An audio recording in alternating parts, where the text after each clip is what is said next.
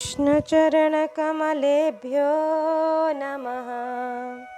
श्रीमद्भगवद्भक्तेभ्यो नमः। गोस्वामी श्री नाभाजी कृत श्री भक्तमाल।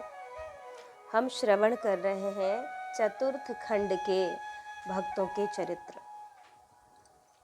आज श्री जगन्नाथ पारीश जी का चरित्र हम श्रवण करें कि पारीश प्रसिद्ध कुल काथड़या जगन्नाथ सेवा धर्म पुरुषोत्तम प्रसाद ते उभय अंग परिहर्यो वरम। श्री रामानुज की रीति प्रीतिपन हृदय धार्यो संस्कार सम सत्व तत्व हंस जो बुद्धि विचार्यो। सदाचार मुनि वृत्ति इंदिरा पदति उजागर रामदास सुत संत अनन्य दसधा को आगर। परम प्रसिद्ध कांथडया गोत्र में श्री रामदास जी के पुत्र श्री जगन्नाथ पारीख जी वैष्णव धर्म की सीमा थे। श्री रामानुजाचार्य के द्वारा संस्थापित भक्ति की रीति के अनुसार आपने भगवान से प्रेम करने के दृढ़ व्रत को अपने हृदय में धारण किया। आप वैष्णवीय संस्कार से युक्त थे।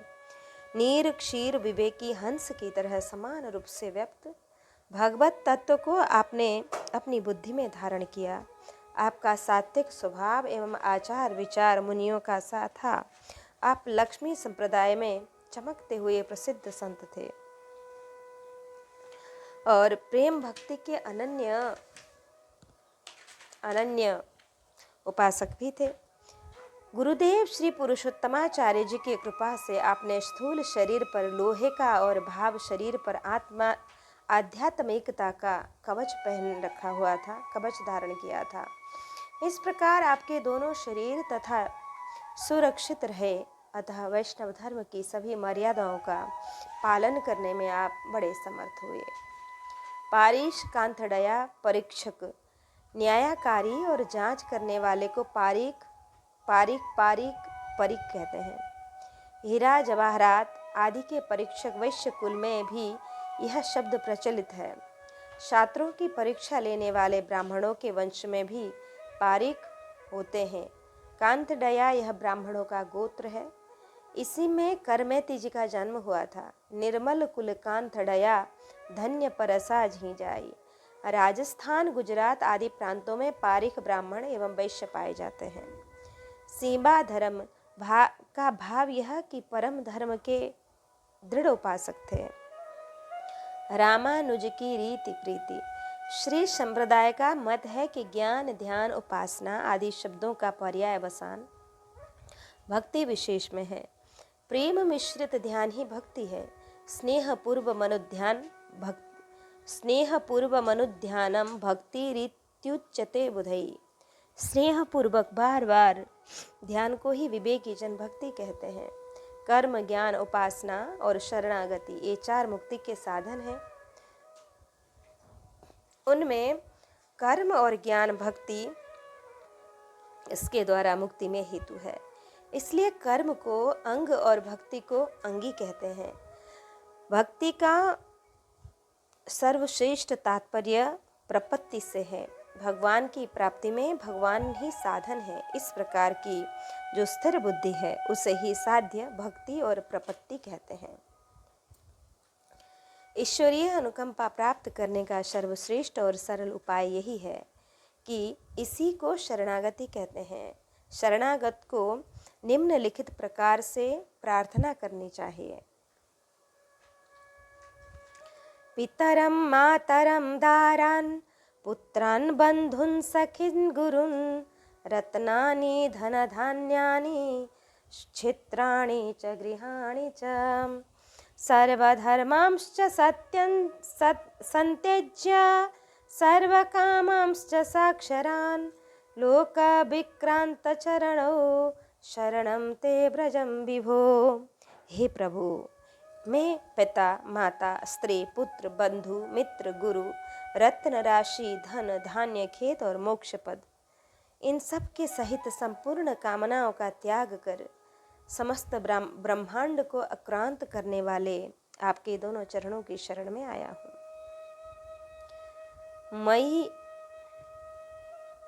मय्यानादि कर्म प्रवाह प्रवृत्तां भगवत स्वरूपति रोधन करी विपरीत ज्ञान जननी स्वविषयायाश्च भोग्य बुद्धिर्जननी देहेन्द्रियत्वेन भोग्यत्वेन सूक्ष्मरूपेण चावस्थितां दैवी गुणमयीं माया दासभूत शरणागतोऽस्मि तवाभिदास इति वक्तारं मां तारयः।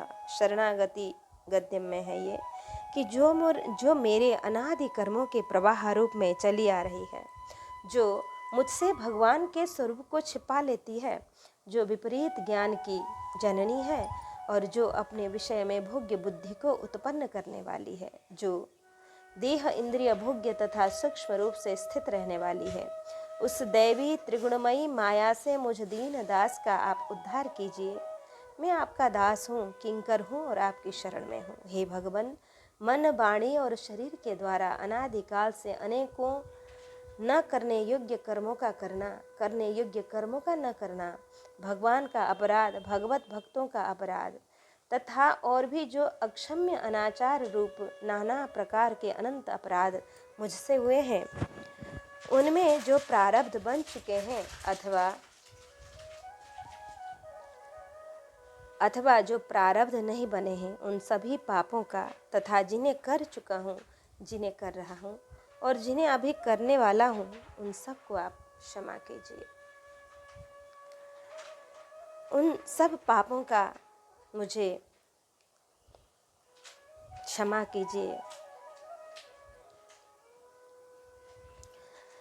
श्री वेदांत देशिका ने अधिकार संग्रह में लिखा कि प्रपन्ना धन्य श्याम न दिशति मुकुंदो निज पदम, अर्थात प्रपन्नों को छोड़कर अन्य को भगवान मुक्ति नहीं देते हैं, अतः प्रभु शरण में जाना ही जीवन का कर्तव्य है। श्री वैष्णव अपने समय को 5 भागों में बांटकर निरंतर भगवद उपासना में लगे रहते हैं। 1 अभिगमन काल, कर्मणा मनसा वाचा जप ध्यान और अर्चना के द्वारा भगवान के सन्मुख रहना। 2 उपादान काल, पूजा के लिए फल पुष्प और नैवेद्यादि का संग्रह करना। 3 इज्जा भगवत विग्रह की सेवा करना और 4 अध्याय भक्ति शास्त्रों का श्रवण मनन पठन पाठन और उपदेश करना। 5 योग अष्टांग योग का अनुष्ठान। इसी प्रकार भक्ति और प्रपत्ति से प्रसन्न होकर ईश्वर ही मुक्ति वैकुंठ प्रदान करते हैं। भक्ति प्रपत्तिभ्याम प्रसन्नम सनीश्वरम एवं मोक्षम ददाति। श्रीमद् वाल्मीकि रामायण आदि में वर्णित शरणागति और उपासना को श्री जगन्नाथ पारेख ने अपनाया, क्योंकि आचार्य पाद ने शास्त्रों की महिमा और कृपामय कहा है।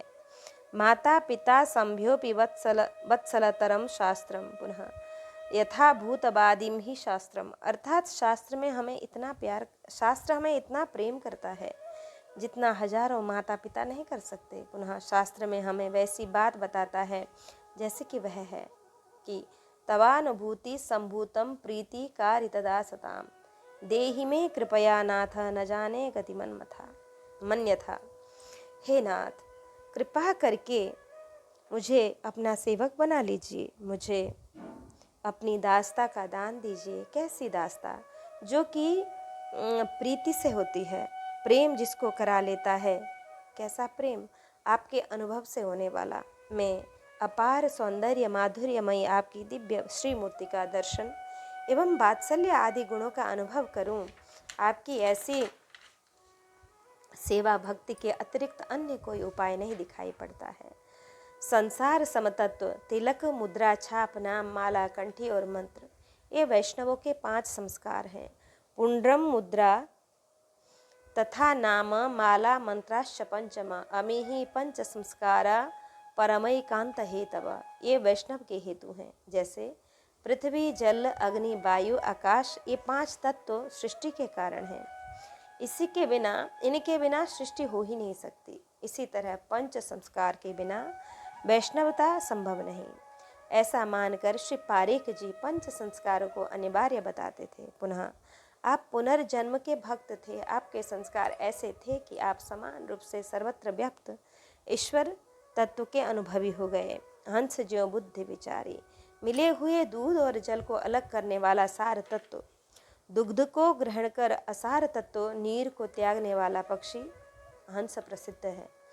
ज्ञानी भक्तजन सत और असत का विवेचन करते हैं, असत को त्याग कर सत को ग्रहण करते हैं। श्री पारेख जी हंस के समान बुद्धिमान और विवेकी थे।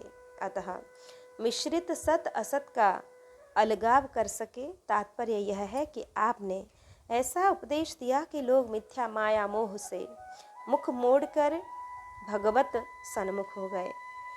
कि एक अन्योक्ति है, नीर क्षीर विवेके हंसालस्य त्वमेव तनुषे तेचित विश्वन्मिन्नन् धुनान्यं कुलव्रतं धारयिष्यति कः। हे हंस, नीर और क्षीर का विवेक करने में यदि तुम आलस्य करोगे और नीर क्षीर का विवेक नहीं रखोगे तो फिर इस समय इस संसार में अपने कुल धर्म के व्रत को कौन धारण करेगा? अर्थात कोई नहीं। तात्पर्य यह कि यदि साधु संत अपने विवेक से स्वयं कुमार्ग को त्याग कर सन्मार्ग का ग्रहण न कर सके, जनता को उपदेश न दे सके, तो फिर संसार में ऐसा कौन है जो इस कार्य को करेगा? श्री पारेख जी ने अपने विवेक से स्वयं लाभ तो उठाया ही, दूसरों को भी उन्होंने बहुत लाभ पहुंचाया। सताम सज्जनानाम आचारः सदाचार, सज्जन के आचार का नाम सदाचार है। अर्थात सत परमात्मा को पाने के लिए शास्त्र सम्मत सज्जनों के आचरण को सदाचार कहते हैं। सत आचार, सदाचार का अर्थ उत्तम आचरण, अच्छा व्यवहार। हारित स्मृति में भेद कहे हैं। ब्राह्मणों में भक्ति, देव पितृभक्ति, सौम्यता, दूसरों को न सताना, दूसरों की निंदा या उससे द्वेष न करना, कोमलता, कठोर न होना, शरणागति की रक्षा, मैत्री, मधुर भाषण, कृतज्ञता, कारुण्य, पूर्ण शांति। आचार प्रथमो धर्म, कि अर्थात सदाचार ही प्रथम धर्म है। कि आचाराल लभते ह्यायु, राचाराल लभते श्रियम, आचाराल लभते कीर्ति, पुरुष प्रेत्य चेह च। सर्वलक्षणहीनोऽपि यः सदाचारवान् भवेत्, श्रद्धानो न सूयश्च शतं वर्षाणि जीवति। दुराचारो हि पुरुषो लोके भवति निन्दितः, दुःखभागी च सततं, व्याधितोल्पायुरेव च। आचाराद् विच्युते विप्रो न वेद फलमश्नुते, आचारेण तु संयुक्तं संपूर्ण फल भाग भवेत्। आदिराज मनु कहते हैं कि सदाचार पालन करने से आयु तथा कांति की प्राप्ति होती है। सदाचारी लोग और परलोक में कीर्ति प्राप्त करते हैं यदि कोई विशेष गुण न भी हो, परंतु अनसूया रहित और भगवदीय विधान में श्रद्धालु है तथा सदाचारी है तो वह 100 वर्ष तक जीवित रहता है। दुराचारी पुरुष समाज में निंदित, दुख का भागी, व्याधि युक्त और अल्पायु होता है। सदाचार से हीन ब्राह्मण वेद में कहे फल को नहीं पाता है, पर यदि वह सदाचारी हो तो उसे संपूर्ण फल मिलता है। इसी से संत जन स्वयं सदाचारी होते हैं, दूसरे को भी सदाचार की शिक्षा देते हैं। कि क्रोध कामो लोभ मोहो विवित्सा कृपासूयो मान शोको स्प्रिया च, ईर्ष्या जुगुप्सः च मनुष्य दोषा वर्जा सता द्वादशैते नराणाम। कि काम, क्रोध, लोभ, मोह, असंतोष, निर्दयता, असूया, अभिमान, शोक, स्पृहा, ईर्ष्या और निंदा, ये 12 दोष सदाचार के बाधक हैं। इनका सदा त्याग करना चाहिए। जैसे व्याध मौका देखकर मृग को मारता है, वैसे ही इनमें से एक एक दोष मौका पाकर आक्रमण कर लेते हैं। मुनिवृत्ति, जो निवृत्त मार्ग में स्थित संपूर्ण तत्वों का ज्ञाता, काम क्रोधादि से रहित, निष्क्रिय, ध्याननिष्ठ, जितेंद्रिय तथा मिट्टी और सोने को एक समान मानने वाला है, ऐसे ब्राह्मणों को मुनि कहते हैं। निवृत्त सर्वतत्वज्ञ काम क्रोध विवर्जित, ध्यानस्ते निष्क्रियो दांतस तुल्य मृत कांचनो मुनि। जीविका, व्यवहार, चित्त की विशेष अवस्था आदि ये वृत्ति के कई अर्थ यहाँ विष्ट हैं। श्री पारेश मुनि जी थे। मुनियों की सी सात्विक जीविका से अपना निर्वाह करते थे। मुनियों का सा शुद्ध भाव प्राणी मात्र के प्रति था। मुनि अपरिग्रही होते हैं, राजसी तामसी जीविका को स्वीकार नहीं करते। एक दृष्टांत है महापंडित कैयट का कि व्याकरण महाभाष्य के टीकाकार, संस्कृत के प्रकांड पंडित श्री कैयट जी नगर और गांव से दूर वन में फूस की झोपड़ी बनाकर रहते थे और कमंडलू, चटाई, पाठ की सामग्री, पूजा पाठ की सामग्री और अतिरिक्त कुटी में कुछ भी नहीं रखते थे। प्राचीन युग के गृहस्थ ऋषि मुनियों की तरह सारा समय पूजा, अध्ययन, अध्यापन और ग्रंथ लेखन में बीतता। उनकी पत्नी मुंज की रस्सी बनाकर बेच लाती, वन से फल फूल आदि का संग्रह कर लाती, उसी से घर का काम चलता। किसी से दान न लेने का प्रण था। इनकी विद्वत्ता की प्रशंसा सुनकर काशी के कई विद्वान इनके दर्शनार्थ कश्मीर आए। उन्होंने दर्शन दिया और कश्मीर नरेश के पास जाकर कहा कि अपने राज्य में रहने वाले कैयट जी की जीविका का आप प्रबंध कीजिए। राजा ने कहा, मैं डरता हूँ कि ऐसा करने से वे रुष्ट होकर कहीं मेरा राज्य न छोड़ दें। काशी के ब्राह्मणों ने आश्वासन दिया। राजा भूमि का दान पत्र लेकर गए। ब्राह्मणों ने दान पत्र कैयट को दिया। राजा की जैसी आशंका थी वही हुआ। कैयट जी ने दान पत्र फाड़ कर फेंक दिया। चटाई समेटकर बगल में दवाई, कमंडलू लेकर उठ खड़े हुए और पत्नी से बोले, राजधन भूमि का लोभ दे रहे हैं। अब यह राज्य हमारे रहने योग्य नहीं है।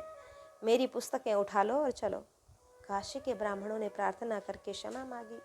राजा चरणों में गिर पड़ा और बोला, विद्वान तपस्वी ब्राह्मण कष्ट न पाएं। यह देखकर राजा का कर्तव्य है, अतः कुछ सेवा करना चाहता था। कैयट जी ने चटाई और कमंडलू रख दिया। राजा से कहा, राजन, तुम्हारा कल्याण हो। तुम्हारे राज्य में हम स्वधर्म पालन करें, वही तुम्हारा कर्तव्य है। अब तुम मेरे पास कभी मत आना और न किसी को भेजना। मेरे स्वाध्याय में बाधा न पड़े, बस इतना ध्यान रखो। हमें किसी से किसी प्रकार की जीविका नहीं चाहिए। किसी से दान न लेने वाले के तप, तेज और ज्ञान भक्ति की वृद्धि होती है। विषय को जल अन्न ले खाए विषयी होवे, काम क्रोध सर भर रहे, भाजत भक्ति विगोवे। उभय अंग परि रहो बरम। कि राजपुरोहित थे, अतः जब युद्ध में राजा के साथ उसकी रक्षार्थ जाते तो शरीर पर लोहे का कवच धारण करते। तत्पश्चात पुरोहिती त्याग कर भजन में लग गए। भगवान के नाम, सत्य, दया और क्षमा आदि के द्वारा स्थूल और भावमय शरीर के अंदर बाहर से रक्षा होती है। शारीरिक सुरक्षा के साथ साथ मानसिक सुरक्षा भी आवश्यक है। अतः उभय अंग पुनः कवच अभेद विप्रपद पूजा, यही समय विजय उपाय न दूजा। कवच धारण करके आपने माइक संसार शत्रु को जीता। शारीरिक मानसिक कवच से शरीर और अंतःकरण को सुरक्षित रखकर उन्हें प्रभु की सेवा में लगाया। भगवत सेवा में तन मन को लगा देना ही उसकी सुरक्षा है। सभी आपत्तियों से भगवान के नाम, रूप, वाहन और आयुध रक्षा करे। हमारे मन, बुद्धि, इंद्रिय और प्राणों की प्रभु रक्षा करे। सर्वापदेभ्य हरेर नाम, रूपया नायुधानि च, बुद्धिन्द्रिय मनः प्राणान् पान्तु पार्षद भूषणः। कि दोनों अंगों में आप कवच धारण कर सकें, इसका हेतु पुरुषोत्तम प्रसाद अर्थात गुरुदेव की कृपा। जिस पर गुरु कृपा है उसके दोनों अंग सुरक्षित है। भक्त नाम गुण चित्रिणी में पृष्ठ इसमें 76 में 3 कवियों में श्री पारेश जी के चरित्रों का उल्लेख है। किसी स्थान पर 5-7 ब्राह्मण भगवान श्री राम के उपासक थे। वे अपनी उपासना में तल्लीन थे। इसी बीच एक घोर, शांत एवं घोर शाक्त वहाँ पहुँचा और उसने वैष्णवी उपासना का खंडन कर दिया। वे ब्राह्मण उससे शास्त्रार्थ नहीं कर पाए। इसी समय दैव योग से श्री जगन्नाथपुरी से पारिश वहाँ पहुँचे। उन्होंने उससे शास्त्रार्थ करके उसे हरा दिया और श्री रामोपासना का समर्थन किया। इससे वे ब्राह्मण बहुत प्रसन्न हुए, परंतु उस शाक्त को बहुत बुरा लगा। तब उसने मारण शक्ति का प्रयोग किया, परंतु इनके ऊपर कुछ भी प्रभाव न पड़ा। उल्टे इस मारण विद्या मूठ से स्वयं मरने लगा। तब पारीक जी को दया आ गई। उन्होंने उस शाक्त की रक्षा की। इससे प्रभावित होकर उस शाक्त ने इनकी रक्षा, इनकी शरण ग्रहण की और राम भक्त बन गया। एक बार आप कहीं जा रहे थे, मार्ग में आपको कई ठग मिले और उन्होंने उन्हें लूटने का और मारने का प्रयास किया, परंतु आपका शरीर तो दिव्य कवच से सुरक्षित था, अतः कुछ भी न कर सके। आपको यह भी पता न था कि हमारी गर्दन पर किसी ने तलवार मारी है। जब तलवार के घाव से गर्दन नहीं कटी, कष्ट भी नहीं हुआ, तब वे समझ गए कि ये कोई दिव्य मनुष्य है। अतः पारीक जी के चरणों में पड़कर क्षमा प्रार्थना करने लगे। उन्होंने कहा कि हमारा कुछ भी आपने नहीं बिगाड़ा है, हम क्यों नाराज होंगे। इनकी इस मुनिवृत्ति को देखकर सभी दस्यु इनके शिष्य बन गए। चोरी आदि का उन्होंने त्याग कर दिया। इस प्रकार श्री पारीक जी कुपात्रों को भी सुपात्र बनाने वाले हुए। इस प्रकार हमने श्री पारीक जी का चरित्र श्रवण किया। आए अब श्री मथुरा दास जी का चरित्र श्रवण करें। कीर्तन करत कर सुपुने हूँ मथुरा दास न मारिए, श्री वर्धमान गुरु वचन रति सो संग्रह नहीं छाड़िए। सदाचार संतोष सुहृद सुटिशील सुभासे, हस्तक दीपक उदय मेटितम वस्तु प्रकाशे। हरि को ही विश्वास नंद नंदन बल भारी, कृष्ण कलश सोनेम जगत जाने सिरधारी। श्री मथुरा दास जी सर्वदा भगवान नाम का कीर्तन करते थे, इसलिए उनके ऊपर तांत्रिक के मारण मोहन आदि प्रयोग नहीं चले। आप में शुद्ध आचार तथा लाभ संतोष मैत्री भाव सुंदर शील आदि सभी सद्गुण विद्यमान थे। जिस प्रकार हाथ के दीपक से अंधकार मिट जाता है और वस्तुएं दिखाई पड़ती हैं, उसी प्रकार भगवत तत्व ज्ञान के द्वारा आपका हृदय प्रकाशित था। आपके हृदय में प्रभु का विश्वास था और उन्हीं का बल भी था। सभी लोग जानते हैं कि श्री कृष्ण की सेवा के निमित्त जल का घड़ा आप अपने सिर पर रखकर बड़े नेम और प्रेम से लाते थे। आपको अपने श्री गुरुदेव वर्धमान जी के वचनों में बड़ा प्रेम था। उनके उपदेशों का संग्रह एवं पालन करते थे। आपने गुरु आज्ञा का उल्लंघन कभी भी नहीं किया। कीर्तन करत आगे टीका में वर्णित चेटकी का चेटक इनके सामने नहीं चला। यह कोई आश्चर्य की बात नहीं है। नाम निष्ठ के नामोच्चारण करते ही माया कपट का नाश हो जाता है। काल नेम कलि कपट निधानु, नाम सुमति समरथ हनुमानु। कि जागृत की कौन कहे, स्वप्न में भी उसे माया मोहित नहीं कर पाती है, क्योंकि जागृत के महा अभ्यास से वह स्वप्न में भी नाम के आश्रित रहता है। नाम में नामी के समान ही शक्ति है। नामना मकारी बहुधा निज सर्वशक्ति। नाम में अपनी सब प्रकार की शक्तियों को भगवान ने रखा है, अतः नाम का आश्रय लेने वाले सर्वत्र विजयी होते हैं। छप्पाए के इस प्रथम चरण में आए कर शब्द का अर्थ कई विद्वान हाथ या शुल्क मानते हैं। इनके अनुसार इस चरण का अर्थ होगा कि श्री मथुरा दास जी ने कीर्तन करके किसी के आगे हाथ नहीं फैलाया। पुनः कीर्तन कर अर्थात शुक्ल नहीं लिया, आपने शुल्क नहीं लिया, पैसे नहीं लिए। आपने तुच्छ स्वार्थ लोभ के लिए कीर्तन न करके उसे परमार्थ के लिए किया। आपने स्वप्न में भी कुछ लेने की इच्छा नहीं की, क्योंकि आप स्वभाव से ही निष्काम थे। जिसका जैसा स्वभाव होता है वह नहीं छूटता है। मांगने का जिसका स्वभाव है वह जागृत में क्या स्वप्न में भी मांगता ही है। कि सद उत्तम आचरण से ही जाना जाता है कि ये साधु संत हैं। आचारः परमो धर्म, आचारः परमं तप, आचारः परमं ज्ञानम्, आचारात् किन्नु साध्यते। साधव क्षीण दोषास्यु सच्छब्दः साधुवाचक तेषामाचरणं यत्यु सदाचार स उच्यते। चतुर्णामपि वर्णानाम् आचारो धर्मपालकः आचार भ्रष्टदेहानां भवेद धर्म पराङ्मुखः। कि आचार ही परम धर्म है, आचार ही परम तप है, आचार ही परम ज्ञान है।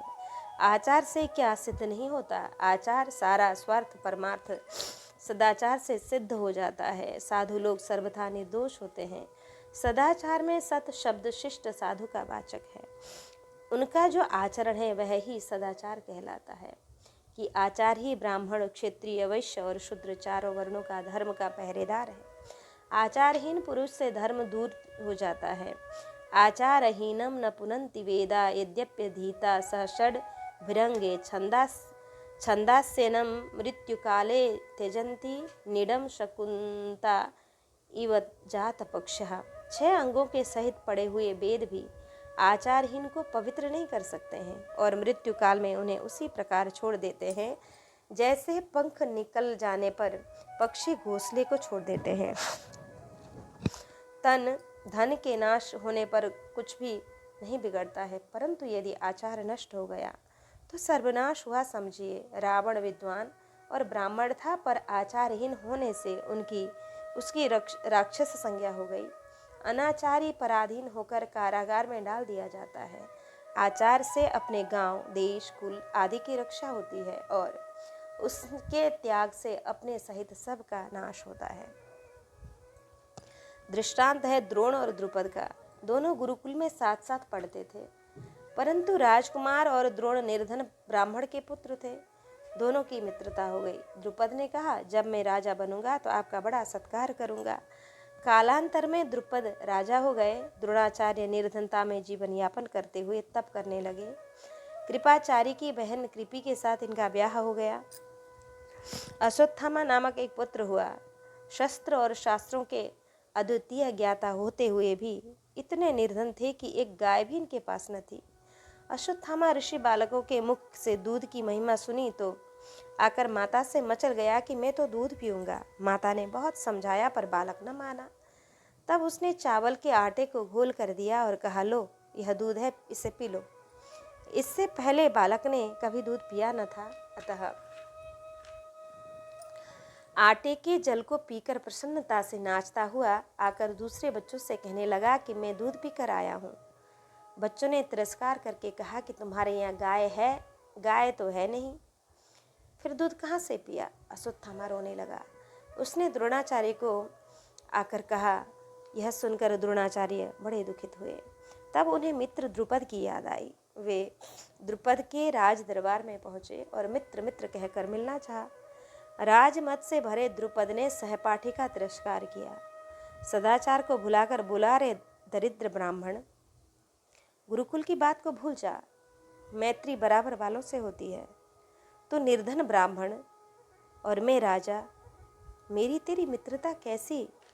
तुझे सीधा लेना हो तो यज्ञशाला में जाकर ले ले, नहीं तो अपने घर की राह पकड़। द्रुपद ने अहंकार अवश्य तिरस्कार किया। दैव योग से ब्राह्मण इस अपमान को सहन न कर सका। उसने सहिष्णुता रूप सदाचार का त्याग कर दिया। इस अपमान को सुधापान के समान समझकर सह लेना चाहिए था। सम्मान को विष के समान मानकर उसे पीने की इच्छा करनी चाहिए थी। अब श्रवण करें भूरिदा भक्तजन कि गुणगन विशद गोपाल के ऐते जन भय भूरिदा। कृष्ण जीवन भगवान जन श्यामदास विहारी अमृतदा। कि बोहित राम गोपाल कुंवर वर गोविंद मांडिल। छित स्वामी जसवंत गदाधर अनंतानंद भल। हरिनाम मिश्र दीनदास बछपाल कन्हर जस गायन। गोसु रामदास नारद श्याम पुनि हरिनारायण। अपने उपदेशों के द्वारा भगवान के विरुद्ध गुणगणों का महान दान देने वाले ये भक्त हुए।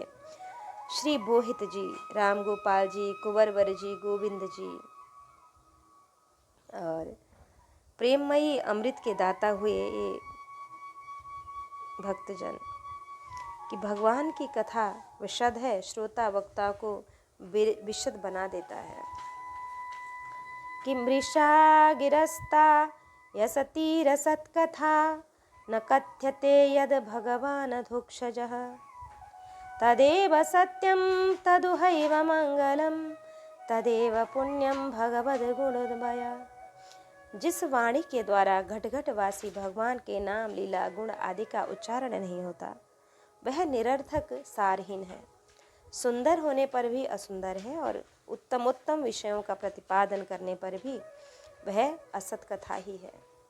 जो वाणी और वचन भगवान के गुणों से परिपूर्ण रहते हैं वे परम पावन हैं, वे मंगलमय हैं और वे परम सत्य हैं। जिस वचन के द्वारा भगवान के परम पवित्र यश का गान होता है वही परम रमणीय रुचिकर एवं प्रतिक्षण नया नया जान पड़ता है।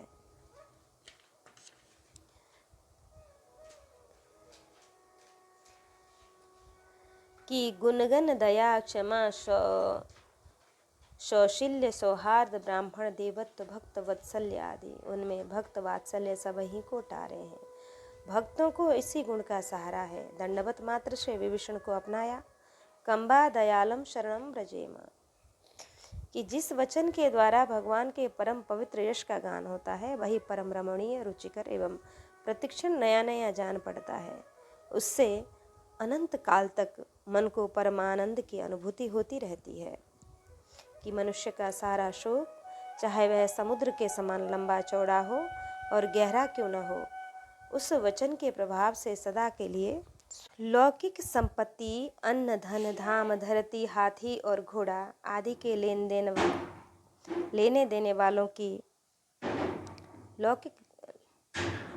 देने वालों का लौकिक लाभ तो होता ही है, बढ़ता ही है और लोक परलोक में भी सुधर जाता है। इतना ही नहीं, गुण चरित्र ये प्रभु के श्री विग्रह हैं, अतः इनका दान देना साक्षात भगवान का दान करना है। भगवान से बढ़कर और कोई वस्तु नहीं है, अतः ऐसे दानी को भूरिदा कहा। लौकिक दान में दाता श्रेष्ठ और गृहीता कनिष्ठ होता है, पर यहाँ दोनों श्रेष्ठ हैं, अतः यह प्रशंसनीय है। प्रबुद्ध प्रेम की राशि भूरिदा आविर्होता नवयोगेश्वर भूरिदा है। गोपियाँ कहती हैं, प्यारे श्याम सुंदर तुम्हारी लीला कथा अमृत स्वरूप है। विरह से सताए हुए लोगों के लिए तो यह जीवन सर्वस्व ही है। बड़े बड़े ज्ञानी भक्त कवियों ने उसका विस्तार से गान किया है। वह सारे पाप ताप को मिटाती ही है, साथ ही श्रवण मात्र से परम मंगल का दान भी करती है। वह परम सुंदर और मधुर है। ऐसी तुम्हारी उस लीला कथा को गान करते हैं वे वास्तव में भूलोक के सबसे बड़े दाता हैं। संतजन देते ही देते हैं। साचो उपदेश देत, भली भली सीख देत, समता सुबुद्धि देत, कुमति हरती है। मार्ग दिखाए देत, भव और भक्ति देत, प्रेम की प्रतीति देत, अभरा भरती है। ज्ञान देत, ध्यान देत, आत्मा विचार देत, ब्रह्म को बताए देत, ब्रह्म में चरित है। सुंदर कहत जग, संत कछु लेत नहीं, संत जन निशि दिन देवो ही करती हैं। श्री बोहित जी, आप अपने आश्रम में निवास करते हुए सदा भगवान के गुणानुवाद करते थे। प्रेमी भक्त सुनकर कृतार्थ होते। इस प्रकार ये भवसागर से पार करने वाले बोहित जहाज ही थे। आश्रम के निकट एक भूत का निवास था, वह भी दूर से कथा श्रवण करता। एक बार चांदनी की रात में आश्रम के समीप बहुत से ग्रामीण बालक खेल रहे थे। भूत भी आकर उनके साथ खेलने लगा। आपने सभी बालकों को आज्ञा दी कि अब खेल बंद करके यहाँ से मेरे पास आकर नाम संकीर्तन करो। आज्ञा पाकर सभी बालक आपके समीप आ पहुँचे, परंतु एक दूर ही खड़ा रहा। श्री बोहित जी के बुलाने पर भी नहीं आया। तब आपने बालकों को आज्ञा दी कि इसको पकड़ के लाओ। बालक पकड़ने गए पर वह पकड़ में नहीं आता। बालकों के मिलकर पकड़ने पर भी वह छूट जाता, अलग खड़ा ही दिखाई पड़ता। अंत में आपने आज्ञा दी कि इसकी चोटी पकड़ लो, फिर नहीं छूट सकेगा। ऐसा ही हुआ। समीप आने पर आपने उससे पूछा कि बता तू कौन है। उसने कहा, मैं पूर्व जन्म में राजपूत का कुसंग के कारण मेरी बुद्धि भ्रष्ट हो गई थी, अतः जुआ चोरी आदि कुकर्मों की हमें आदत पड़ गई। मैंने निरपराध सुशीला अपनी पत्नी का वध कर डाला। उसी पाप के फलस्वरूप मुझे प्रेत योनि मिली। किंचित अनिच्छा से कथा श्रवण का यह उत्तम फल मुझे मिला कि आपके आश्रम के ही निकट रहता हूँ और आपके द्वारा कही गई कथा को सुन रहा हूँ। अब आप कृपा करके मेरा उद्धार कीजिए। मैं कभी किसी को सताता नहीं हूँ, आपकी शरण में हूँ। और उसकी दीनता भरी वाणी सुनकर आपने उसके कान में भगवान नाम सुनाया, चरणामृत दिया, वह मुक्त हो गया। आकाश में उज्जवल प्रकाश छा गया। सभी को श्री बोहित जी दानशीलता एवं शक्ति का परिचय मिला। बोहित जी की दानशीलता का और इसका परिचय मिला। अब चित्त स्वामी जी की कथा सुने। श्री गोपाल लाल के विशद गुणगणों के उदार दाता अष्टचाप के कवि का कि लगभग इनका जन्म 1572 विषम संवत में हुआ। आप मथुरा के चतुर्वेदी ब्राह्मण सुबल सखा के अवतार थे। वीर प्रकृति के कारण ये किसी से दबते न थे। इनके 4 साथी और थे। ये 5 नामी-गामी प्रसिद्ध थे। इनमें छीतू चौबे सरदार थे। आए गए तीर्थ यात्रियों से और मथुरा वासियों से भी ये अपनी भेंट पूजा राजी राजी और कभी कभी गैर राजी भी करा लेते थे। इससे प्राय लोग इनसे भयभीत रहते और गुंडा पंडा कहते। इस समय इनकी अवस्था लगभग 20 वर्ष की थी। उस समय श्री विट्ठलनाथ जी की दिव्य भक्ति निष्ठा की चर्चा चारों ओर तेजी से फैल रही थी। एक दिन छीतू चौबे की मित्र मंडली में श्री विट्ठलनाथ जी की चर्चा चारों ओर से छिड़ गई। ये लोग कहने लगे कि गोकुल के गुसाई जादू टोना बहुत अच्छा करते हैं। जो भी कोई उनके पास पहुंच जाता है उसके ऊपर जादू चलाकर उसे मोहित कर लेते हैं। फिर तो वह अपने तन मन धन सब समर्पण कर उसका चेला बन जाता है। दूसरे ने कहा, अजी उनके यहाँ ठाकुर के भोग में बढ़िया से बढ़िया चक्क माल मिलते हैं, इससे लोग उनके गुण गाते हैं और चेला बन जाते हैं। अंत में इन 5 ने निश्चय किया कि गोकुल चलकर गोसाई की परीक्षा ली जाए और देखा जाए कि हम ब्राह्मण लोगों पर कैसे अपनी मोहिनी विद्या चलाते हैं। हम लोग तो काली कांवर हैं, हमारे ऊपर किसी का रंग चढ़ने से रहा। भेंट के लिए सूखा थोथा नारियल और 1 खोटा रुपया लेकर इन लोगों ने नाव में बैठकर गोकुल की यात्रा करी। कि वहां पहुंचकर छीतू चौबे ने कहा कि तुम लोग बाहर द्वार पर खड़े रहो, मैं जाकर वहां का रंग ढंग देखता हूँ। पीछे से तुम लोग भी भीतर आ जाना। उस समय श्री गोसाई जी विश्राम करके उठे थे और अपनी गद्दी पर बैठकर स्वाध्याय कर रहे थे। उनके हाथ में पुस्तक थी। उनके पुत्र श्री गिरिधर जी भी समीप में विराजमान थे। छीतू चौबे ने उनके समीप जाकर जब उनका दर्शन किया तो उसके मन में पश्चाताप हुआ कि मैं दिव्य देव स्वरूप शांत महापुरुषों की मस्खरी और परीक्षा लेने आया, मुझे धिक्कार है। उन्होंने नारियल और रुपए को छिपा लिया और श्री गोसाई जी को दंडवत की। तब वे मुस्कुरा कर बोले, आओ चित स्वामी, कहो अच्छी तरह से तो हो ना, तुम बहुत दिनों में दिखाई पड़े। उन्होंने पुनः साष्टांग दंडवत की और हाथ जोड़कर प्रार्थना की, महाराज मैं आपकी शरण में हूँ, आप मुझे अपनाइए। गोसाई जी ने कहा, तुम तो मथुरा के चतुर्वेदी हो, मेरे भी पूज्य हो, सिद्ध पुरुष हो, मुझे दंडवत प्रणाम क्यों करते हो। चित स्वामी ने पुनः कहा, प्रभु अब आप मुझ पर कृपा करो, मैं स्वामित्व को छोड़कर आपका दास बनना चाहता हूँ। मेरे मन में तो बहुत कुटिलता थी, परंतु आपके दर्शनों से वह दूर हो गई। मैं तो अब आपके हाथ बिक गया, आप जो चाहे सो करें। परम दयालु श्री गोसाई जी ने चित स्वामी के शुद्ध भाव को जाना और उन्हें नाम देकर इनको अपना लिया। इसी समय उनकी कवित्व शक्ति जग गई। उन्होंने बड़ी उमंग के साथ गाया कि भई अब गिरिधर सो पहचान, कपट रूप धरी छलिवे आयो, पुरुषोत्तम नहीं जान। छोटो बड़ो कछु नहीं जान्यो, छाए रह्यो अज्ञान। छीत स्वामी देखत अपनायो, विट्ठल कृपा निधान। इनके चारों साथी जो बाहर बैठे ताक झांक कर रहे थे, उन्होंने कहा, चीतू को तो टोना लग गया, अब हम लोग यदि यहाँ रुकेंगे तो हमारे ऊपर भी टोना चल जाएगा, इसलिए यहाँ से जल्दी भाग चलो। चारों मथुरा को वापस आ गए। श्री गोसाई जी ने छित स्वामी से कहा, हमारी भेंट लाए हो, उसे लाओ। ये मन में विचार करने लगा कि नारियल और रुपया तो भेंट के योग्य है नहीं, ये सर्वज्ञ है, इनसे छिपा भी कुछ नहीं है। उन्होंने मुझ थोथे खोटे को अपनाया है, उसी तरह से मेरी भेंट स्वीकार करेंगे, ऐसा विचार कर डरते डरते उन्होंने भेंट रखा। श्री गोसाई जी ने नारियल को फुड़वा कर श्री नवनीत प्रिय को भोग धरवाया और रुपए के पैसे मंगवाए। नारियल से अति उत्तम गिरी निकली, सबको प्रसाद मिला, रुपया भी चल गया। इससे और अधिक श्रद्धा हुई। उन्होंने सोचा, वस्तुतः कोई भी वस्तु या गुरु गोविंद के योग्य नहीं है, सब कुछ खोटा ही है। भगवत अर्पित होकर ही वस्तु खरी होती है और जीव विशुद्ध होता है। मैं भवसागर के प्रवाह में बह रहा था, उन्होंने कृपा करके मेरा उद्धार किया। श्री गुरुदेव के चरणों में प्रणाम करके भाव में भरकर दूसरा पद गाया कि हो चरणात पत्र को छहिया, कृपा सिंधु श्री वल्लभ नंदन बहो जात राख्यो गही बहिया, नव नख चंद्र सरद राका शशि, त्रिविध ताप मेटत छिन महिया, छीत स्वामी गिरिधर न बिठल, सुजस बखान सकति श्रुति नहिया।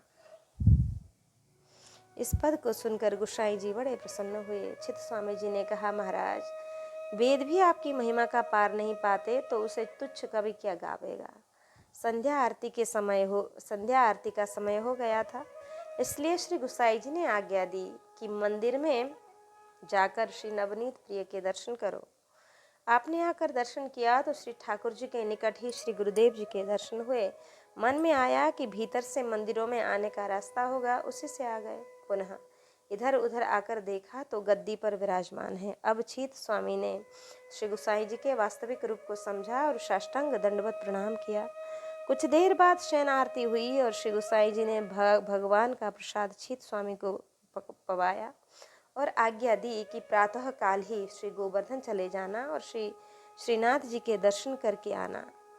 आज्ञा अनुसार गोकुल में मंगला आरती के दर्शन करके छीत स्वामी श्री गोवर्धन आए और राजभोग के समय श्रीनाथ जी के दर्शन किए। यहाँ भी मंदिर में श्री गुरुदेव जी के ही दर्शन हुए। आपने लोगों से पूछा, तब लोगों ने बताया कि गोसाई जी तो गोकुल में है। तब ये समझ गए कि जो गुरु है वही गोविंद है।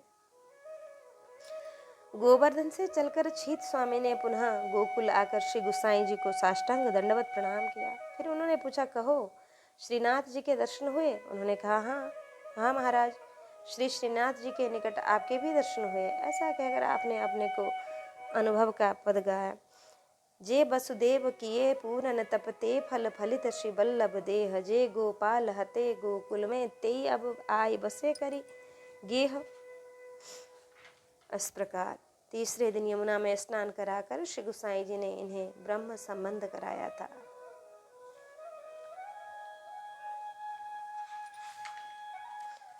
छीत स्वामी का चरित्र हम पहले भी श्रवण कर चुके हैं, मुझे ऐसे लग रहा है। छीत स्वामी की दिल्ली में पुरानी यजमानी थी, बीरबल भी इनका यजमान था। ये प्रतिवर्ष वहां जाकर अपनी वार्षिक भेंट लाते। उसी नियम से दिल्ली गए और बीरबल के यहाँ ठहरे। प्रातः काल ही आपने अपने नित्य नियम अनुसार पद गाया। श्री जय श्री वल्लभ राजकुमार, पर पाखंड कपट खंडन करि सकल वेद धुरिधार, परम पुनीत तपोनिधि पावन तन शोभाजित मार, श्रीमुख वाक्य कथित लीलामृत सकल जीव निस्तार, निजमति सुदृढ़ सुकृत हरि पावन नवदा भक्ति प्रचार, दुरितहु दुरत अचेत प्रेत गित हतित पतित उद्धार, नहीं मीति नाथ कहालो वर्णो अगणित गुण गण सार, छीत स्वामी गिरिधरन विठ्ठल प्रगट कृष्ण अवतार। इस पद को बीरबल ने सुना तो प्रगट कृष्ण अवतार यह बात उसे नहीं जची। फिर राजभोग रखकर अपने श्री ठाकुर जी के सामने छीत स्वामी जी ने गाया तो यही बेई बेई यही, यह भी उससे अच्छा नहीं लगा। तो उसने इनसे कहा कि इन पदों में तुम श्री गोसाई जी को साक्षात श्री कृष्ण बता रहे हो। बादशाह मलेच्छ है, अगर कहीं सुन पावेगा और तर्क करेगा, पूछेगा तो तुम क्या उत्तर दोगे? श्री छीत स्वामी जी ने कहा कि जब बादशाह कुछ पूछेगा तब तुम उसे जो समझ में आएगा सो उत्तर देना, परंतु मेरे विचार से तू ही मलेच्छ है, क्योंकि तुझे अविश्वास है, अतः मैं तेरा परित्याग करता हूँ। तेरा अन्न जल और भेंट कभी स्वीकार न करूँगा। बीरबल ने समझा बुझाकर रोकना चाहा, परंतु आप रुके नहीं। मथुरा आ गए, फिर कभी दिल्ली गए ही नहीं। अकबर बादशाह को जब समाचार मिला तो उसने बीरबल से कहा, तुमको भूल गया, एक बार हम और तुम नाव में बैठकर आगरा जा रहे थे। बीरबल ने कहा, तुमको भूल गया, एक बार हम और तुम नाव में बैठकर आगरा जा रहे थे। नाव जब गोकुल में पहुंची तो उस समय श्री गोसाई जी ठकुरानी घाट पर बैठे थे। मैंने उन्हें प्रणाम किया और उन्होंने हमें आशीर्वाद दिया था। तब उस समय मेरे पास बहुमूल्य एक मणि थी। मैंने श्री गोसाई जी को भेंट दी। उन्होंने 3 बार पूछा कि यह अब मेरी है। मैंने कहा हाँ। तब उन्होंने मणि को यमुना जी में डाल दिया। मुझे दुख होता देखकर उन्होंने यमुना जी से अंजलि भरकर मणियाँ निकाल कर दिखाई और कहा कि तुम अपनी मणि इसमें से छांट लो और ले जाओ। मैं प्रभाव देखकर चकित हो गया। फिर उन्होंने मणियाँ यमुना में डाल दी। यदि उनके शिष्य ने उन्हें प्रगट कृष्ण अवतार कहा तो क्या अनुचित है? बिना भेंट विदाई लिए दिल्ली से रूठ कर चले आने का समाचार सुनकर श्री विट्ठलनाथ जी ने दर्शनार्थ आए लाहौर के वैष्णवों से कहा, यदि छीत स्वामी लाहौर पहुँचे तो उनकी श्रद्धापूर्वक सेवा करना। इसके बाद आपने उन्हें बुलाकर कहा कि तुम लाहौर चले जाओ, वहाँ तुम्हारी सेवा हो जाएगी। उन्होंने उत्तर दिया कि भीख मांगने के लिए मैं वैष्णव नहीं बना हूँ। आपकी कृपा से विश्रांत घाट पर ही बिना मांगे श्री यमुना मैया देती दिलाती हैं, तो फिर आपके चरणों को छोड़कर अन्यत्र कहीं क्यों जाऊँ? लाहौर के भक्त प्रतिवर्ष इनके लिए 100 रुपये की हुंडी भेजने लगे। उसे आप गुरु गोविंद की सेवा में समर्पित कर देते। एक बार जन्माष्टमी के सुबह सर पर श्री गोसाई जी श्री ठाकुर जी को झूला झुला रहे थे। श्री छीत स्वामी को उस समय अद्भुत दर्शन हुए। आपने देखा कि कभी श्री ठाकुर जी को श्री गोसाई जी झुलाते हैं तो कभी श्री गोसाई जी को श्री ठाकुर जी झुलाते हैं। उस समय छीत स्वामी जी ने यह पद गाया, प्रिय नवनीत पालने झूले विट्ठल नाथ झुलावे हो, कबहुक आप संग मिली झूले कबहुक उतरी झुलावे हो, कबहुक सुरंग खिलौना ले ले नाना भांति खिलावे हो, चकई फिरकिनी कबहु नचावे झुनो झुनो हाथ बजावे हो, भोजन करत थाल एक झारी दो मिल खाए खबावे हो, गुप्त महारस प्रगट जनावे प्रीत नहीं उपजावे हो, धनी धनी भाग दास जिनके जिन यह दर्शन पाए हो, छीत स्वामी गिरिधरन विट्ठल निगम एक करी गाए हो। इनके सेवा भाव, प्रेम भाव और कवित्व पर रीझ कर श्री विट्ठलनाथ जी ने इन्हें अष्टछाप में स्थान दिया और श्रीनाथ जी की कीर्तन सेवा सौंपी। ये गोवर्धन पूछरी के निकट रहते थे और श्री जगन्नाथ जी कीर्तन सेवा करते थे और श्रीनाथ जी की ये कीर्तन सेवा करते थे। इनके प्राय 200 पद प्राप्त होते हैं, कुछ अप्रकाशित भी हैं और इनकी भाषा सरल और स्पष्ट भी है। मेरी अखियन के भूषण गिरधारी,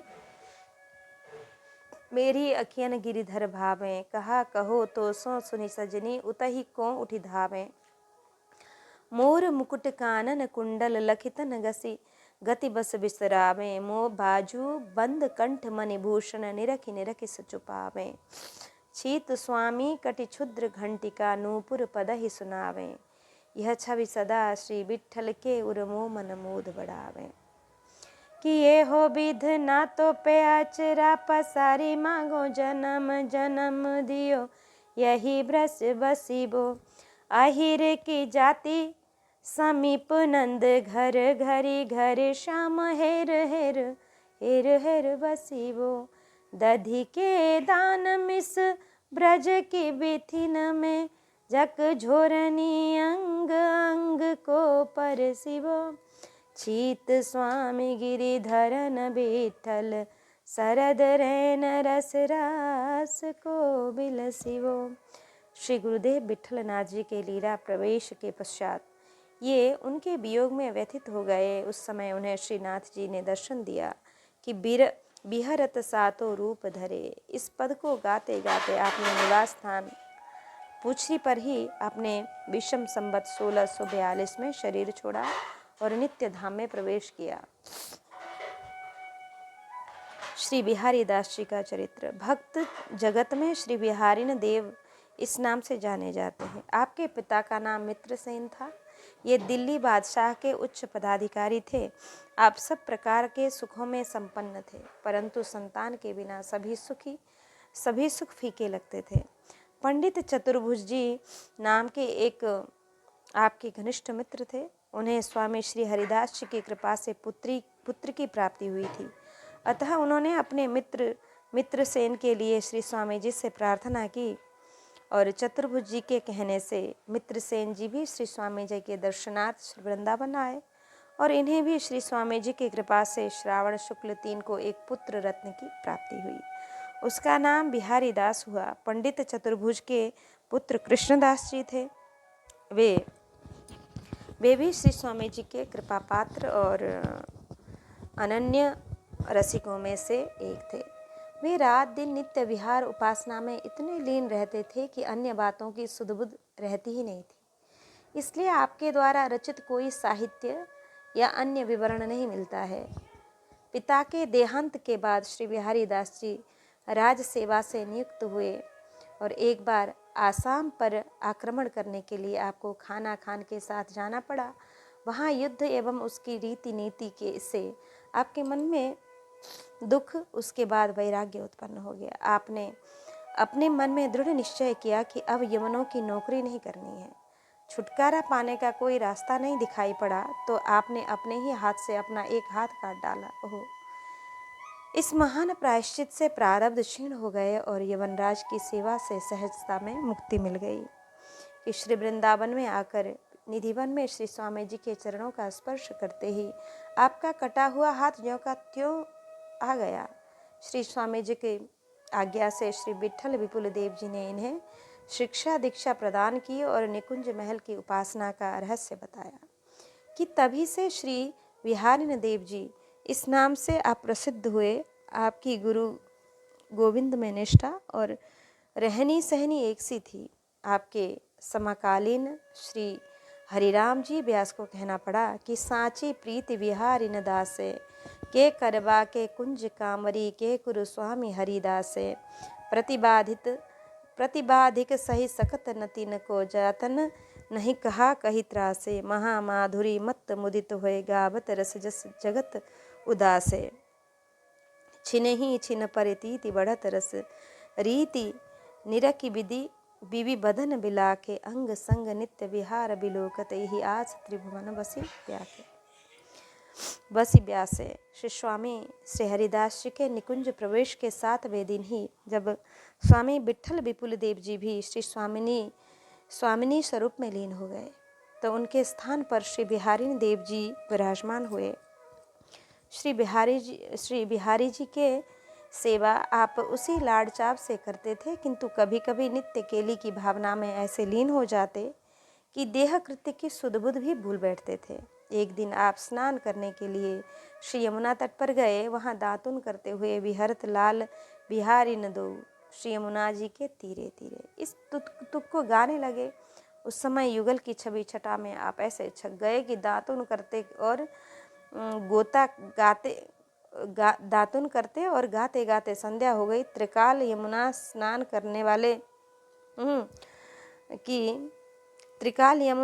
करने वाले श्री मदन मोहन जी के पुजारी ने इनकी यह दशा देखी तो उन्होंने श्री सनातन पाद जी से जाकर निवेदन किया, महाराज आज श्री यमुना जी के किनारे एक बाबाजी सवेरे से दातुन कर रहे हैं और पद गा रहे हैं। अब तक न तो उनकी दातुन पूरी हुई और न पद ही पूरा हुआ। यह सुनकर गोस्वामी पाद समझ गए कि ऐसे रसोन्मत्त संत तो श्री बिहारिन देव जी ही हो सकते हैं। उन्होंने पुजारी के हाथों श्री मदन मोहन जी का प्रसाद भिजवाया। पुजारी के द्वारा कई बार कहने पर भी आपने ध्यान नहीं दिया तो पुजारी गोस्वामी जी के पास लौट आया। गोस्वामी जी ने कहा कि उनसे जाकर यह कहो कि श्री स्वामी जी का प्रसाद लाया हूँ। पुजारी ने जाकर जब इस प्रकार कहा तो स्वामी श्री बिहारी देव जी ने तुरंत उठकर हाथ फैलाकर प्रसाद ग्रहण किया। तब आपको अपनी दशा का भान हुआ। उसी समय स्नान आदि करके आए श्री बिहारी जी की सेवा की। इस घटना का संकेत आपकी वाणी में मिलता है।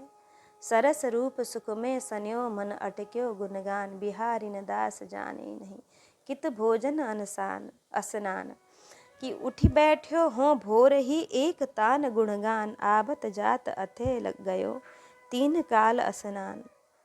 मूलचंद नामक माट गांव के ब्राह्मण सेवा में सामग्री लाया करते थे। आप कभी यमुना जी के किनारे बैठे मिलते तो कभी किसी लता कुंज में।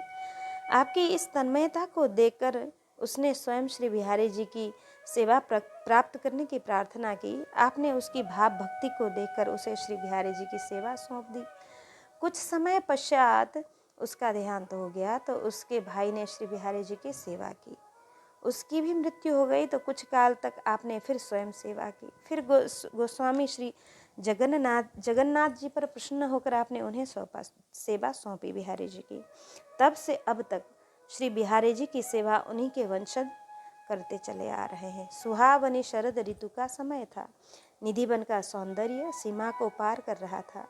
श्री बिहारी देव जी नेत्र मूंद कर प्रिया प्रीतम की कुंज क्रीड़ा के अवलोकन में निमग्न हो रहे थे। उसी समय त्रिभुवन मोहन श्याम सुंदर अपने सखाओं के साथ खेलते हुए वहां आ पहुंचे।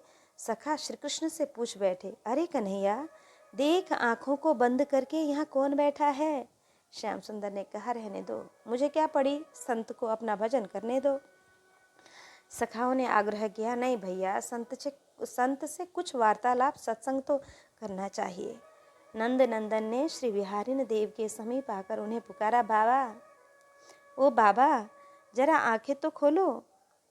दो तीन आवाज़ों का कुछ प्रभाव नहीं हुआ तो सभी ने मिलकर पुकारा। तब आपका ध्यान इधर आया। आंखें बंद किए हुए ही बोले, तुम लोग कौन हो, क्या बात है? श्री कृष्ण ने कहा, मैं वही हूँ तुम जिसका ध्यान करते हो, साथ में मेरे सखा हैं। उन्होंने पूछा, आपके साथ श्री स्वामिनी जी भी हैं क्या? उत्तर दिया, वे तो नहीं हैं। आपने कहा, तो आपने जिसके चित्त वित्त का अपहरण कर रखा है उसके पास जाओ। हम तो श्री स्वामी हरिदास जी के अंग में विराजने वाले युगल किशोर के अनन्य उपासक हैं। उनके बिना और किसी को नहीं जानते हैं, यह हमारा हठ है। चित्त हरो सब वित्त हरो, नवनीत हरो ब्रज जान जहाँ को, हरि हरि ध्वय हरे हरि होए रही हो लला हो, तो हेरी रहो हठ ही हठ झाको, श्री बिहारी न दास अनन्य मिले, रस पाए पिया पिया अंक महा को। हाँ तो और स्वरूप पिछानो, नहीं हरिदास बिना हरि को है कहाँ को। आपने इस प्रेम पूर्ण हठ पर रीझ कर श्री स्वामी जी की गोद में विराजमान श्री युगल किशोर ने आपको दर्शन देकर कृतार्थ किया। लगभग 98 वर्ष की आयु में आपने शरीर को त्याग कर नित्य निकुंज लीला में प्रवेश किया।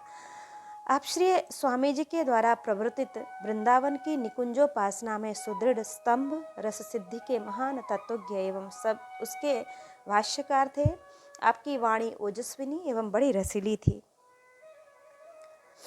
उसमें स्वामी जी के सिद्धांतों का विवेचन, रस और सिद्धांत दोनों प्रकार की आपकी रचनाएं हैं।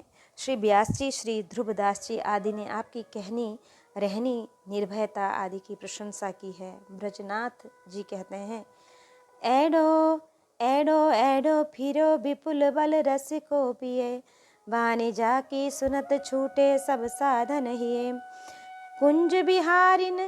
कुंज बिहारी बर बिहार कुंजनि बसि गायो, इही बल गरजत रहो लरज रसिकन सिर नायो, रस भूमि उपासक रसिक को है सुभट, सपूत पूत हरिदास को बिहारिन दास अननि मुकुट।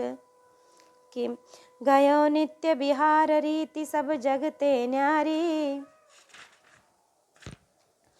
न्यारी श्यामा श्याम उपासी महाबाको व्रतधारी। श्रीयुत विठल विपुल सुगुरुवर शिष्य उजागर, रचि पद साखी छंद लड़ावे नागरी नागर। एक टेक नित निर्वही राउ रंक तजियास, श्री हरिदास प्रसाद गुण भयो बिहारी दास। दर से पर से अंग अंग लस बिल से, मुख सिंधु न प्रेम आगे हों। निरखे नित नैन सुमाधुरे बैन, सुश्रौन सुचैन सुने गुण गए हों। दंपति साँच ही धरिया, सुख तेन कहूँ कबहूँ चली जय हो। नित्य बिहार आधार हमार, श्री बिहारी बिहारिन की बलि जय हो। श्री हरिदास के गर्भ भरे आम अनेक बिहार निहारिन के, कि सुमहा मधुरे रस पान करे, अब सान कथा सिलहारिन के। दियो न लेती ते मांगे कहा, बरने गुण कौन तिहारिन के। किए रहे डनि बिहारिन बिहारी हुते, हम बे पर बाह बिहारिन के। कि श्यामा श्याम सुकुमार अंग अंग अलंकार, बहु सब ही की शोभा सब शोभा बारी डारिये। जो न परिहर्यो सुहाय, ताहि पहिरे बलाय, पहिरी जु बहुरी उतारी त्रासकारिये। इनको भजन मन रंजन सजन मिले, अंजन मंजन सखी सोन संहारिये।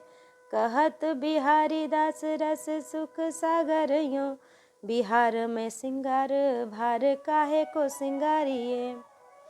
मोहनी मोहनी सुहेल रागाऊं, लाडिली लाड गहेल रा लड़ाऊं। वृंदावन धन सहज शोभा, मन लोभा उपजे जिन पर कृपा करे। श्री श्याम ताहि सुन्यो यश भावे, विपुल विलासिन प्रेम प्रकाशन। जो निज नेम ही पाऊं, जो जो कुंज बिहार करो मिले, त्यों त्यों तुम ही लड़ाऊं। सुनो सहेली प्रेम गहेली, कौतुक तो ही दिखाऊं। अंचल जोरी चिते तृण, अंचल जोरी चिते तृण तोरो मन, तन मन मोद बढ़ाऊं। राय बेली सत वर्ग सेवती, बिच बिच चंपक कलियां। रुचि रुचि चौसर हार, गुहे गुही पहिरावन चली अलियां। कुसुमित कुंज गुंज अलिमाला, चंदन चरची गलियां। सुखद समीर बहत सौरभ, जल कमल बिराजत थलियां। सारस हंस चकोर मोर, पिक चातक भाषा भलियां। गावत रस जस पिय प्यारी को, सुनि सुनि प्रेम डिठलियां। कबहु कबाल सलज्ज सुपिय तन, कबहु हसत मुख मोरी। कबहु निपुण सुरति सुख सागर, नागर नबल किशोरी। छिन छिन प्रति दंपति, नभ नभ रति अंग अंग अभिरामा। प्रथम समागम श्याम, दिन ही दिन दूल्ह दुल्हिन श्यामा। अंजन अंसन अंश जोरी, भुज वल्लभ भामिनी जामिनी जागे। बिलसत हसत हसाबत, रसबत अति आनंद अनुरागे।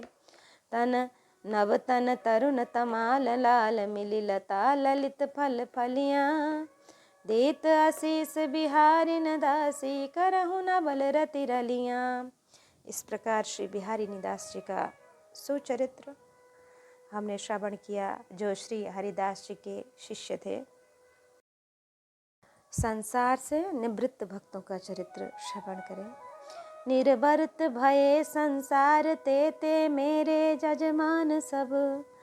उद्धव रघुनाथ चतुरो नगन, कुंजों के जे बसत अब। उद्धव राम रेणु परशुराम गंगा दूत निवासी अच्युत कुल ब्रह्मदास विश्राम शेषाई के वासी किंकर कुंडा कृष्णदास खेम सोठा गोपानंद जयदेव राघो विदुर दयाल दामोदर मोहन परमानंद। भक्तों की भक्ति के भाव में डूबकर श्री नाभाजी लिखते हैं कि जो भक्त माइक संसार से सर्वथा मुक्त हो चुके हैं वे सभी मेरे यजमान हैं। इनके नाम हैं श्री उद्धव जी, राम रेणु जी, परशुराम जी, ध्रुव क्षेत्र में निवास करने वाले श्री गंगा भक्त जी, शेष साई जी, अच्युत गोत्रीय वैष्णवों को विश्राम देने वाले कृष्णदास जी, कुंडा के किंकर सेवक श्री कृष्णदास जी, श्री खेम जी, श्री छोठा जी, गोपानंद जी, जयदेव जी, श्री राघव जी, जय तारण ग्राम में निवास करने वाले श्री विदुर जी, दामोदर जी, श्री मोहन जी, श्री परमानंद जी, रघुनाथ, श्री उद्धव जी और श्री चतुरोनग जी जो अब वृंदावन के कुंज भवन में बसते हैं। संसार शब्द का अर्थ है भव संस्कृति, आवागमन, जन्म मरण। यह संसार क्या है यह विनय पत्रिका के निम्नलिखित पदों से स्पष्ट है। मैं तो ही अब जान्यो संसार, बांधि न सकहि मोहि हरि के बल प्रकट कपट आगार। देखत ही कमनीय कछु नाहि न पुनि किए विचार, कि ज्यों कदली तरु मध्य निहारत कबहु न तीसरे सार, कबहु न निसरे सार। तेरे लिए जन्म अनेक में फिरत न पायो पार, महामोह मृग जल सरिता मह बोरियो हों बारंबार। सुन खल छल बल कोटि किए बस होहि न भगत उदार, सहित सहाय तहाँ बसे अब जेहि हृदय ननंद कुमार। तासो करहु चातुरी जो नहीं जाने मरम तुम्हार, सो परि डरे मरे रजु अहि होते बूझे नहीं व्यवहार। जिन हित सुनु सठ हट न करी हैं जो चकसे कुशल परिवार, तुलसीदास प्रभु के दासन तजि भजहि जहाँ मद मार। श्री भागवत 10:2-27 में संसार वृक्ष का वर्णन है कि संसार सनातन वृक्ष है। इसका आश्रय एक प्रकृति है। सुख दुख दो फल हैं, सत्व रज और तम ये 3 जड़ें हैं। धर्म अर्थ काम और मोक्ष ये 4 रस हैं। श्रोत त्वचा नेत्र रसना और नासिका ये जानने के 5 प्रकार हैं। पैदा होना, रहना, बढ़ना, बदलना, घटना और नष्ट हो जाना ये 6 स्वभाव हैं। रस रुधिर मांस मेद अस्थि मज्जा और शुक्र ये 7 धातुएं छाल हैं। पृथ्वी जल अग्नि आकाश वायु मन बुद्धि और अहंकार ये 8 शाखाएं हैं। कि मुख आदि नव द्वार खुडर हैं। प्राण अपान बयान उदान समान नाग कर्मु कुक्रिल देवदत्त और धनंजय ये 10 प्राण ही इनके 10 पत्ते हैं। इस संसार रूप वृक्ष पर 2 पक्षी हैं, जीव और ईश्वर। इसकी उत्पत्ति के आधार एकमात्र भगवान हैं। उन्हीं में इसका प्रलय और उन्हीं की कृपा से इसकी रक्षा होती है। कामी लोग इसके दुख रूप फल को खाते हैं, परमहंस वनवासी विरक्त सुखरूप फल को खाते हैं। गीता अध्याय 15 श्लोक 1-3 में आदि पुरुष मूल ब्रह्म शाखा वाले इस अश्वत्थ वृक्ष को अविनाशी कहा गया है। मूल सहित जो इसे जाने वही वेदज्ञ है। इस संसार वृक्ष की देव मनुष्य तिर्यक आदि योनि रूप शाखाएं नीचे ऊपर फैली हुई हैं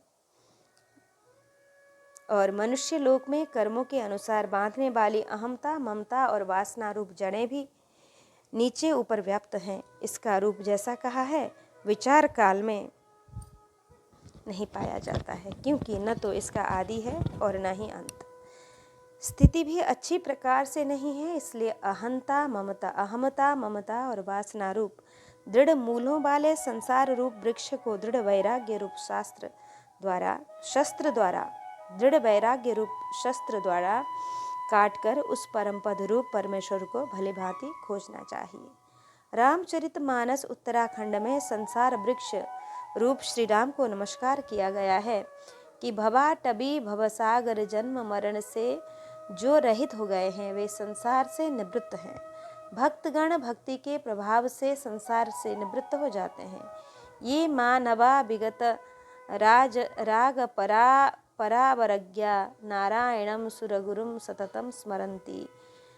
ध्यानेन तेन हत किल विष चेतनास्ते मातुः पयोधर रसम न पुनः पिबंती। पांडव गीता में कहा है कि जो विरक्त माया और ईश्वर तत्व के ज्ञाता हैं, निरंतर वेद गुरु भगवान श्री नारायण का स्मरण करते हैं, वे इस ध्यान के प्रभाव से पापहीन होकर फिर माता के दुग्ध का पान नहीं करते हैं, अर्थात आवागमन से रहित हो जाते हैं। श्री मद्रा चरितम मानसमिदं भक्त्या बगाहन्ति ते संसार पतंग घोर करणैर दरिहन्ति नो मानवः।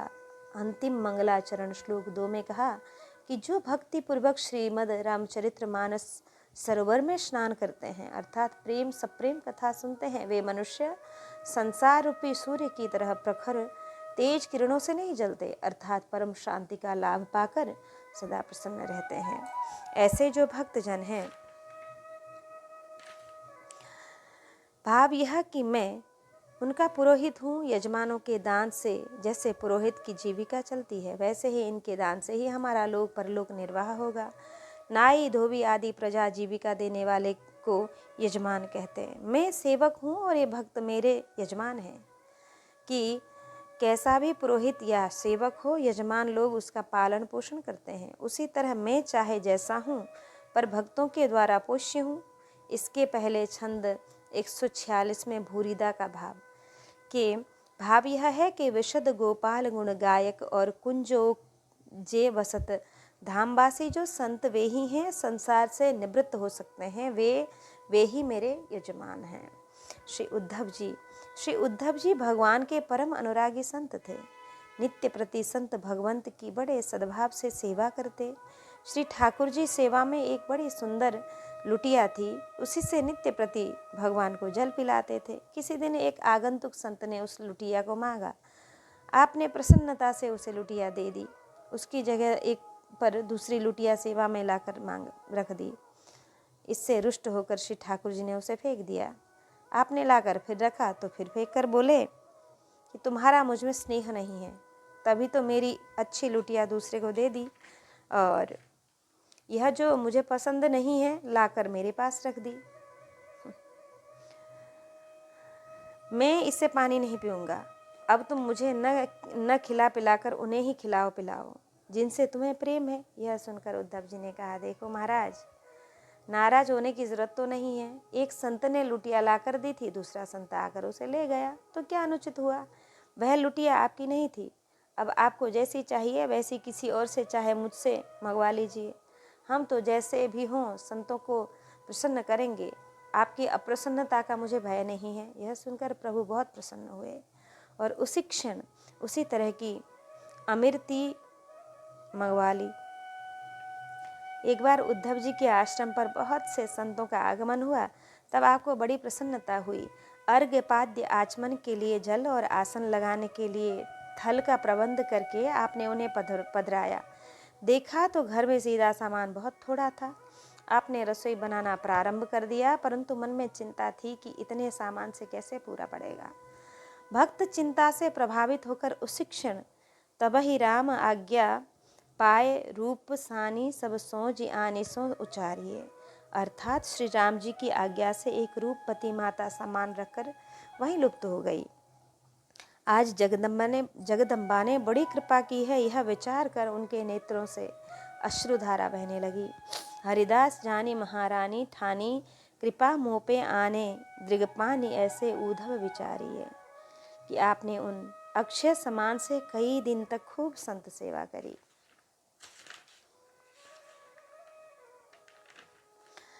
श्री जयतारण विदुर की जिथड़े ढिंग ही जयतारण विदुर भयो हरि भक्त सुधा साधु सेवा मति पागी है।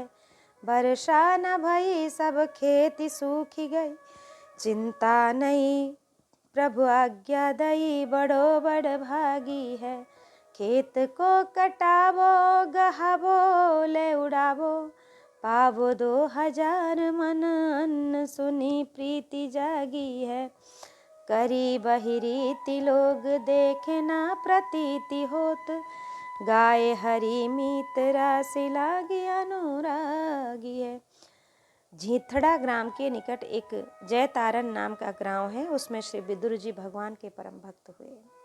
साधु संतों की सेवा में इनकी बुद्धि पक गई थी, अतः बड़े प्रेम से उनकी सेवा करते। एक बार वर्षा नहीं हुई, अतः खेती सारी सूख गई। विदुर जी के मन में बड़ी चिंता हुई कि अब साधु सेवा कैसे होगी। अपने भक्त के मन में चिंता देखकर परम बड़भागी श्री विदुर जी को स्वप्न में आज्ञा दी कि सूखे खेतों को ही कटवाओ, बैलों से दाएं बाएं करवाए और फिर हवा में उड़ाओ। ऐसा करने से तुम्हें 2000 मन अन्न की प्राप्ति होगी। इस भगवद आज्ञा को सुनकर उनके मन में भक्त और भगवान के प्रति नई प्रीति उत्पन्न हुई। प्रभु की आज्ञा के अनुसार आपने खेतों को कटवाया। दूसरे लोग देखकर इनकी हंसी उड़ा रहे थे। उन्हें विश्वास नहीं था कि इसमें एक दाना अन्न निकलेगा, परंतु श्री विदुर जी को दृढ़ विश्वास था। अतः भक्त हितकारी भगवान के नाम गुण गाने के साथ ये किसानी के काम में लगे थे। हवा में उड़ाने से अन्न का बड़ा भारी ढेर लग गया। अब लोगों ने समझ लिया कि श्री विदुर जी प्रेमी भक्त हैं। चिंता भई। श्री विदुर जी को अपने भोजन वस्त्र की नहीं, संत सेवा की चिंता हुई।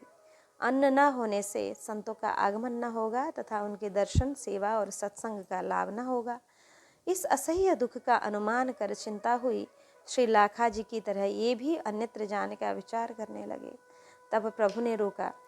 जब ये खेत कटवाने लगे तो लोगों ने इन्हें पागल समझा। इनसे भगवान वार्तालाप करते थे। इनकी चिंता से प्रभु चिंतित हुए।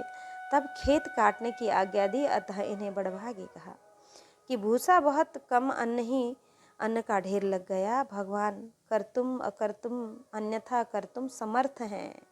द्रौपदी का वस्त्र प्रभु ने बढ़ाया तो बड़े बड़े ढेर लग गए।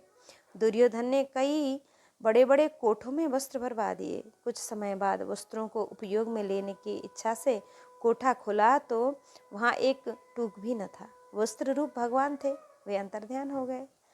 इनकी देखा देखी दूसरों ने भी अपने खेत कटवाए, पर इनमें भूस ही भूस निकला। तब सबको विश्वास हो गया कि विदुर जी भक्त हैं। संत भगवंत की सेवा का फल है ये। इन्हें इतना गेहूं मिला, ये संत भगवान की सेवा से मिला। साधुओं, भक्तों, वैष्णवों की संख्या बढ़ाने के निमित्त प्रभु प्रेरणा से अकाल पड़ता है और भक्त के यहाँ सुकाल ही रहता है।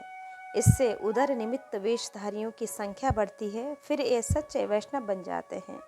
दूसरे लोगों ने भी इस चमत्कार को देखकर संत भगवंत की सेवा करना प्रारंभ कर दिया।